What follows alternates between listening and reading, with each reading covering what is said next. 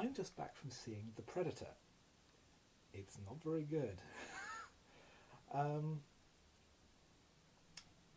it's another Predator movie. I mean, I was going to have a quick précis of the plot, but it's another Predator movie. It's exactly what you think it's going to be.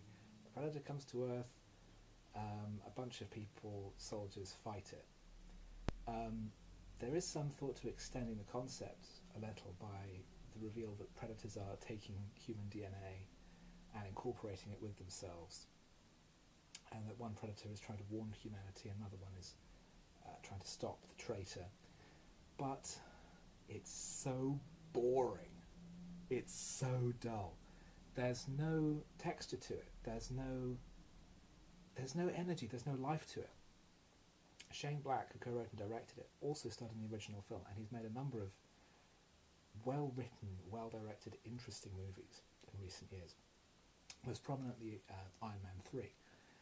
And this stands alone as being totally passionless, totally neutered. There's lots of swearing, there's lots of men being men, there's lots of violence, there's lots of people being cut in half and losing arms and legs, but it just feels boring and unengaging. And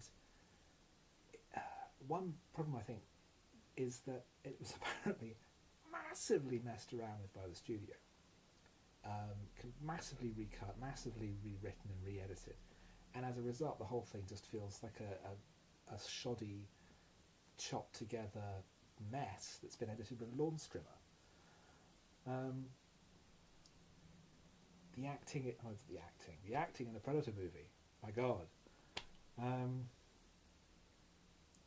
The action scenes are dull and rote and uninteresting. The characters are little more than one-dimensional, flat cardboard cutouts.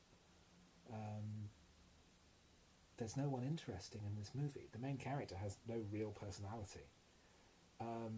He has a son who gets involved in the story who is autistic.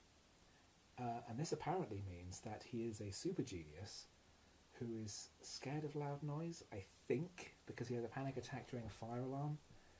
And then later goes trick-or-treating wearing a predator mask, which he has found because his father mailed it to him. Because to a P.O. box that then gets delivered to his ex-wife's house. The plot is just a complete shambles. It makes no sense at all. So it treats people with autism as though they have some kind of superpower, and it explicitly says, they're the next stage of human evolution, which doesn't make sense. The way it treats autism doesn't make sense and has no relationship to reality. The plot is a jumbled mess. The human villain is killed off so abruptly and in a very poorly assembled sequence that if you blink, you'll just assume he's disappeared from the film. It's a total shambles.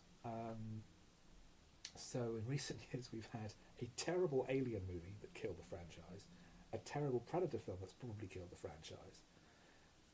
Stop bringing back all the old 80s action movies. It's not working. The world is different now. You need to do something different. Would I recommend this? No, of course not. It's terrible. It has little in the way of redeeming features. It uses music from the original film throughout, with no credit to Basil Poledouris, who wrote it. There's a cameo by Jake Busey, son of Gary Busey, who's in the original, and they have the same last name, so presumably he's supposed to be his son, but there's really nothing to it beyond that. There's no indication that you're supposed to understand this.